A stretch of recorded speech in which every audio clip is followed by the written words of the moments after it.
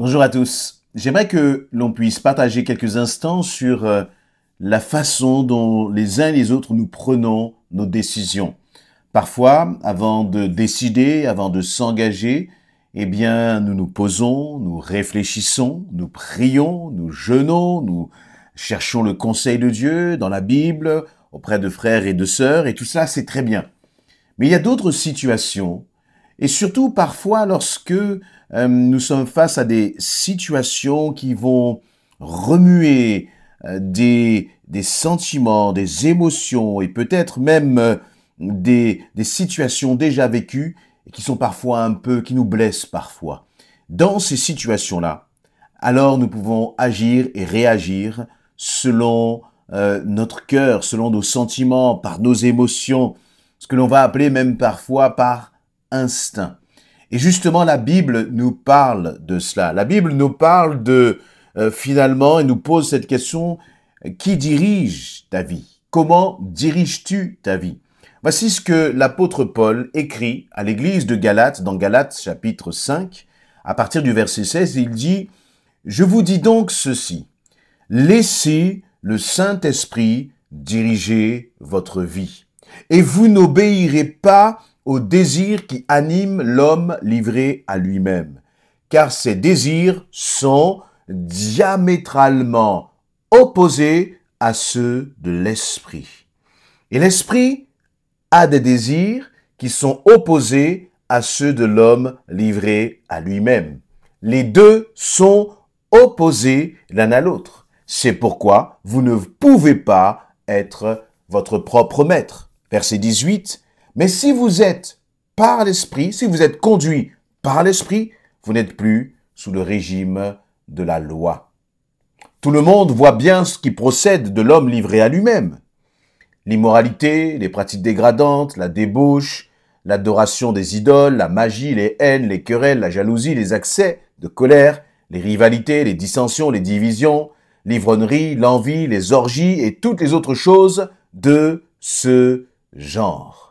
Je m'arrête là dans cette lecture et je vous invite à continuer, notamment dans ce formidable verset 22 qui nous parle du fruit de l'esprit.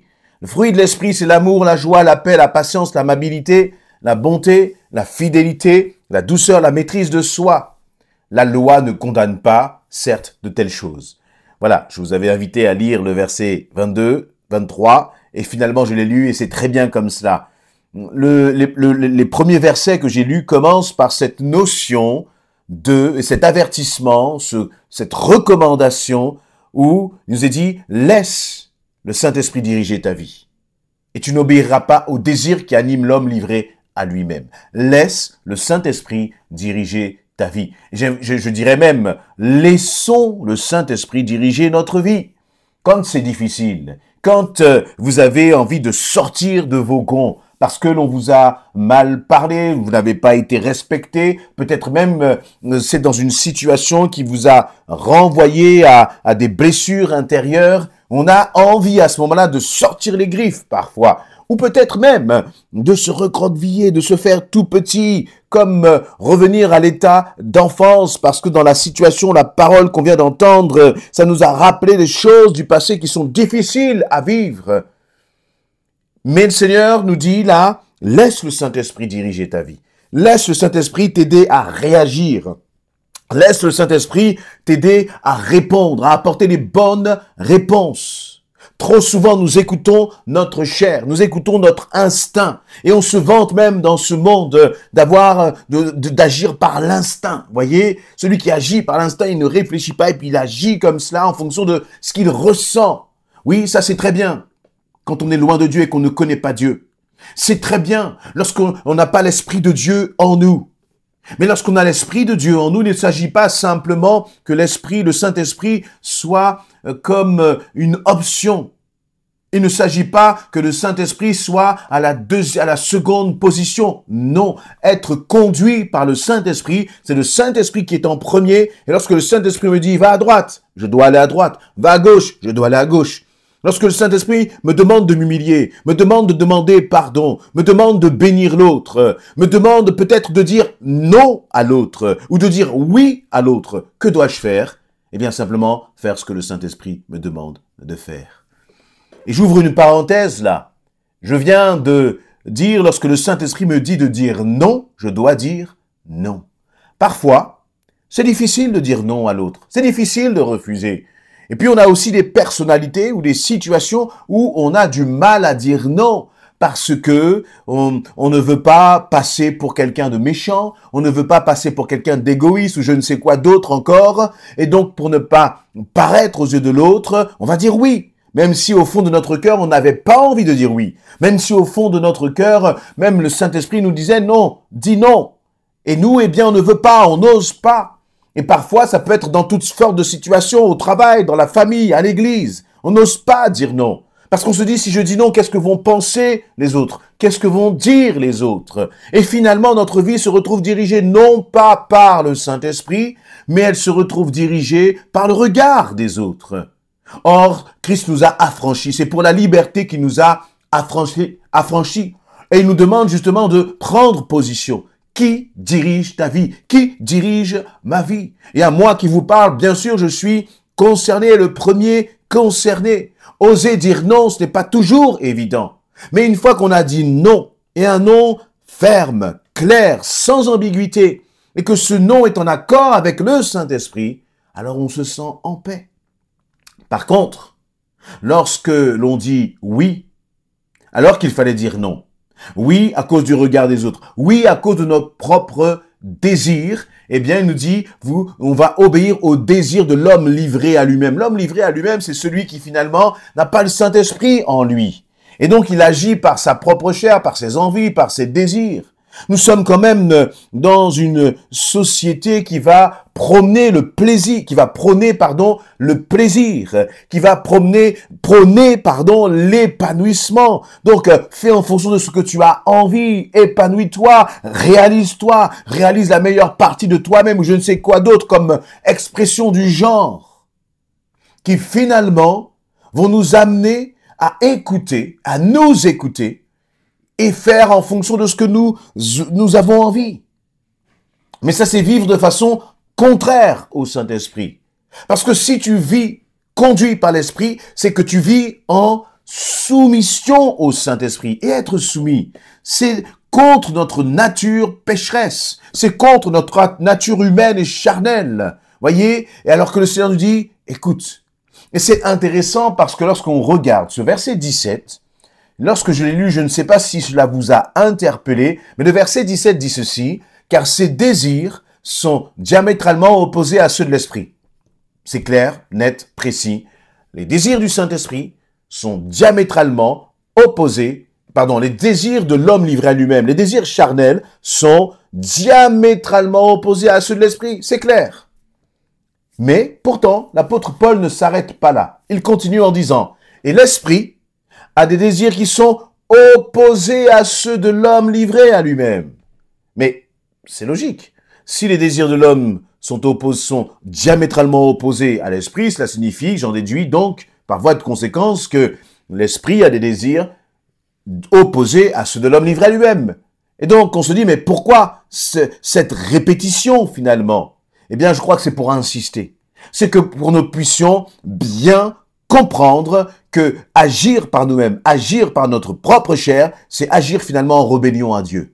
À tel point que non seulement l'apôtre Paul insiste, mais il continue, il enfonce le clou en disant « les deux sont opposés l'un à l'autre. C'est pourquoi vous ne pouvez pas être votre propre maître. Tu ne peux pas agir selon ton caractère, selon ta personnalité, selon peut-être tes désirs et tes envies. Parce que dans ce cas-là, tu fais de toi ton propre maître. Mais si tu fais de toi ton propre maître, Dieu n'est plus ton maître. Et si Dieu n'est plus ton maître, tu n'es plus enfant de Dieu.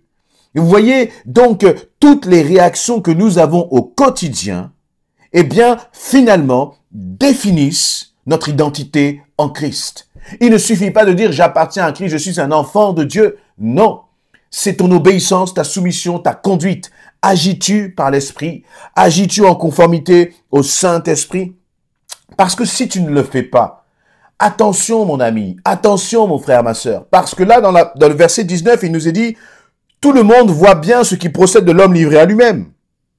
L'immoralité, les pratiques dégradantes, la débauche, Je vais pas relire toute la liste, mais il y en a quand même une liste longue comme le bras de tout ce qui caractérise celui qui marche par la chair, qui agit par la chair, et donc qui agit de façon diamétralement opposée au Saint-Esprit. Diamétralement opposée au Saint-Esprit. Et c'est donc tellement important. Et bien aimé, cette dimension d'agir par l'Esprit, elle apparaît, se manifeste tous les jours, dans nos relations, notamment les uns avec les autres. C'est difficile d'avancer ensemble, de marcher ensemble, parce que nous sommes tellement différents. Et malgré parfois toute notre bonne volonté, chacun de nous sommes là avec des blessures, avec des fausses croyances. Chacun de là, nous sommes là avec nos propres conceptions, nos propres filtres pour voir la vie. Deux personnes voient la même situation, assistent à la même scène, mais vous la décriront de façon totalement différente. Deux personnes peuvent regarder des hommes de ce monde, par exemple les grands de ce monde. Chacun va voir en l'autre, va avoir un regard différent sur l'autre. Prenons par exemple l'exemple d'un grand homme d'affaires, que ce soit, je ne sais pas moi, Elon Musk, Bill Gates ou bien d'autres encore. Certains vont être admiratifs face à ces hommes qui ont réussi financièrement dans le domaine de l'entrepreneuriat, du business. Mais d'autres vont les voir comme, au contraire, des personnes qui, par leur richesse, leur réussite, vont les rebuter. Voyez? Et donc, on voit la même situation, on peut considérer les mêmes personnes, mais en fonction de notre vécu, nous allons les considérer différemment. Il y a une moindre échelle, c'est la même chose dans l'Église. Quelqu'un peut te dire quelque chose, cette parole va passer, va couler comme de l'eau sur les plumes d'un canard pour quelqu'un, mais pour toi, ça va te blesser. Ça va te blesser à cause de quoi? À cause justement de ton vécu, de ton passé, de tes traumatismes. Et ça va peut-être même résonner avec des choses que tu auras vécues déjà par le passé. Et donc, dans ces situations-là, lorsque nous sommes blessés, nous pouvons aussi réagir par la chair. Réagir par la chair, c'est peut-être se mettre en colère, mais c'est aussi, comme je disais tout à l'heure en introduction, c'est peut-être se refermer sur sa coquille, se refermer sur soi-même pour ne pas affronter finalement cette blessure qui est en nous et qui a été réveillée par la parole prononcée par l'autre. Mais se renfermer sur soi-même, est-ce réellement agir par l'esprit? Non, parce que je crois que le Saint-Esprit fait de nous des hommes et des femmes libres. Je crois que le Saint-Esprit nous amène à affronter les situations, à être aussi avoir une sorte de droiture, d'intégrité. Je dis ce que je pense réellement, voyez, avec amour, mais je dis ce que je pense. Et ce que je ne pense pas, eh bien, je ne le dis pas. Je n'essaye pas d'avoir une parole qui est un peu confuse. Non, que ton oui soit oui, que ton non soit non. Et vous voyez, c'est comme cela, je crois que l'on grandit aussi de ses blessures, que l'on grandit de son passé, et surtout que l'on s'affranchit de son passé et de ses blessures. Et je reprends donc ce verset qui est extraordinaire, et qui, si nous le mettons en pratique, nous amène justement à une vie d'épanouissement, de libération, de délivrance. Je vous dis donc ceci, verset 16, laissez le Saint-Esprit diriger votre vie. Laissez le Saint-Esprit, c'est-à-dire le Saint-Esprit ne s'imposera jamais à toi, il ne t'imposera jamais ses décisions, mais il te demandera toujours, veux-tu me laisser prendre la direction? Veux-tu me laisser prendre les rênes? Veux-tu me laisser finalement être ta boussole? Que le Saint-Esprit soit ton GPS, mon ami. Amen.